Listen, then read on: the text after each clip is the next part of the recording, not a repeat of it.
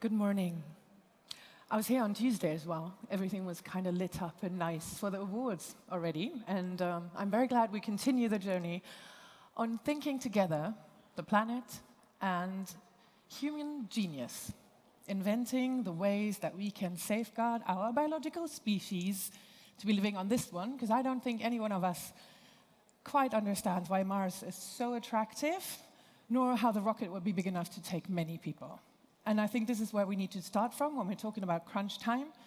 We need to avoid that some, well, maybe boasty boys are sitting on the story we tell about the future and the possibilities that lie within, and tend to, with their aggressive behavior right now, limit what we deem possible and limit our abilities to cooperate.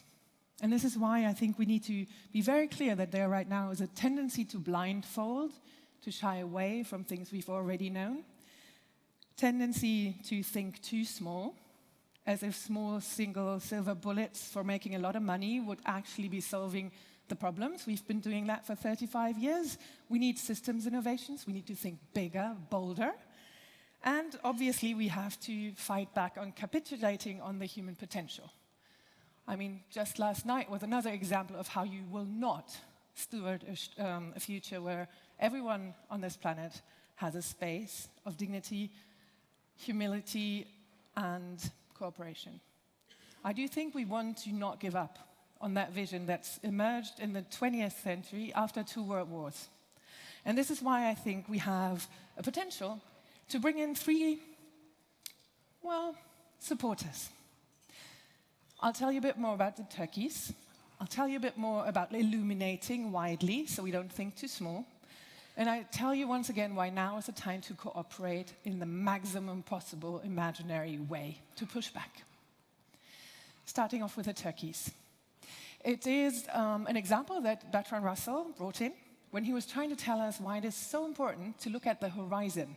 Keep on horizon scanning and keep on checking whether you've got everything in sight that is relevant for the things that you want to achieve. Or in that matter of the parable, it was the turkey who obviously would like to survive and then got used to that human hand feeding it every single day and then becoming very easy about that human hand. And then one day, all of a sudden, because he didn't look out enough, there was Thanksgiving. Same hand, not doing the same thing anymore. We can apply this to balance sheets. That's the blindfolded bit I've talked about. That's the thing that the European Union has been trying to push forward with measures in the Green Deal. Connecting financial values with the real values of the world and how they are developing. Is that going to be available, that amount of water in the future, or are we going to Thanksgiving ourselves? Right now, there's a drought in Brandenburg in April. If you need impression of why this is real, even if your money doesn't say yet, go there. Just check it out. Put a finger in the soil. And this is why I think it is so important to understand that any ideological framing saying that we can't afford to look at the planet and how it's developing or protect its natural resources is uneconomic to the maximum. Do you have any idea how much of GDP is directly or moderately dependent on biodiversity and its integrity? Just a number, more or less. How many percentage points? 80?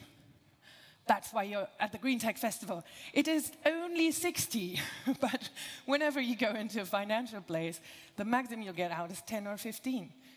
And then the next thing's like, it's another Greenpeace study, probably. And then you say, no, actually, it's UBS. And then we can also think about why do we talk about investments being, not investments, but something like too expensive right now, can't afford. We can't really do the nature-based solutions that would actually allow for us to grow private business models, new technology, but also regrow what we depend on as natural resources. How much is the ratio of investing $1 in renewable energies or nature-based climate protection in comparison to how much you get out? $1 in, how much do you get out? Go for it. 3? Good guess. It's between 2 and 7. And then again, IMF. Not the radical lefty, greeny, ideological people, but the ones that are do the number crunching and will tell you balance sheets that are not working. Talk Millet, great Argentinian performance, but if the performance is only on blindfolded economic indicators and underneath, we're changing the reality to the maximum of selling out natural resources, ruining everything that people depend on learning for human capacity building or socially well-functioning institutions. That's not going to be a lasting prosperity model. So we A, have to look well, and then B, think about how do we incentivize and create market rules that allow for private people to be investing, creating, and innovating and collaborating in a way that we can rebuild all that, maintain that wealth and that capital that will depending on in the future. And here's one example of what happens when we don't. You see the comparison between incentives that will say, get the most out of the square meter right now, calculated in grain, tons of grain coming out of the soil. Yes, we can have great invention technologically, say precision fertilizing. It's going to be less bad in terms of the pesticides in the soil than what we've had before. But it is going to have Brandenburg outcomes. It's not going to have the water stored. It's not going to allow for cover for biodiversity to be growing. And our entire world is going to be very different from the surface, our experience, our real world that we walk on and live in terms of what emerges. So our economic incentives right now are building the future that we live in, physically live in. And the same holds true wherever you look. This is why it is so important to not only think about flow indicators, which is money, it flows through. And while it's flowing, it does something. Because we're buying labor from it, we're buying natural resources from it, we're buying materials from it in order to create something. So that something is what we want to look at. A, if it's still available, and B, if it is servicing people at the best possible way. So our progress ideal shouldn't be making lots of money with Trump. It was probably the most nihilistic cover I've seen on Focus Money in my entire life in January. But to say, how do we use money as this fantastic social technology to create the wealth that we need? Differences you can see in Berlin when you take a bit of time. If you don't do that, you only look for the dividend potential or the financial return on invest. You create a lot of places that are empty right now because people don't want to lower the rent, because that will lower how their property is being valued in financial terms. So rather leave it empty, have people outside, than lowering the rent. This is not a very smart way of creating the spaces that people will live in the future. So how do we incentivize city planning in a smart way with good rules that allow for that to happen so that we're creating the spaces that we can all thrive in and multi-solve some of the problems? Other than that, we're just fighting about 1 square meter.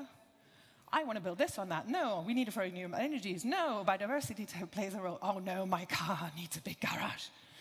And then you're coming into the one place where nothing will grow, and that's the square meters we have on the surface of this planet. And this is why Trump feels it's a great idea to annex countries that have a lot of that and a lot underneath. It's not a way forward in the 21st century for a peaceful, collaborative way on existing on this planet. And this is why we need to team up and say Europe is going to steadfastly hold on to a vision that is going to create the solutions that are globalizable, that are going to reduce the pressure on the planet, that are going to allow for everyone to participate and find a place. Leave no one behind was the tagline of the Sustainable Development Goals. It is the one big promise they're shooting down aggressively right now, and people hear it.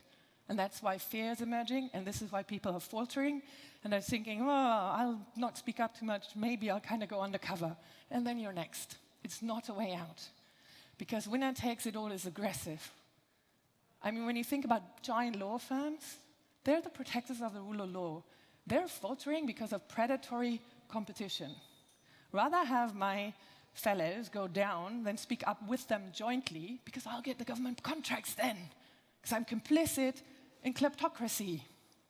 This is not how we get out of this.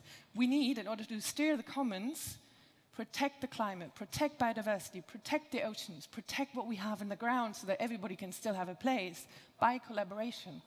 It's the only way it works, and it still does. I mean, this is carbon pricing instruments compared in a 10-year span. So we've got lots more. China is in there now. Brazil is coming now. So we can have market shaping that allows for investment to bring the money into the technologies that we're inventing here, to come forward with the solutions for prosperity that actually is fitting on this planet and doesn't need for escape to Mars. But for that, we have to measure differently, we have to talk about things differently, call out blindfolding, call out short-termism, and call out kleptocracy. We need to correct the numbers and narratives with which we're engaging and be bold. Because prosperity isn't the amount of money that a society has in circulation, it's the availability of the things that create well-being, the availability of the solutions to human problems. And this is how we can set up energy again, dynamics, but it is crunch time. We're having assault right now on that. So we need to dare to see, we need to fire up the multi-solving solutions, so we don't get into too much competition, and we have to grow by boldly cooperating, bundling resources. And then we can get somewhere, and I think Europe's place to be doing that, and I really look forward to our panel now to look at how we're actually doing this. Thank you.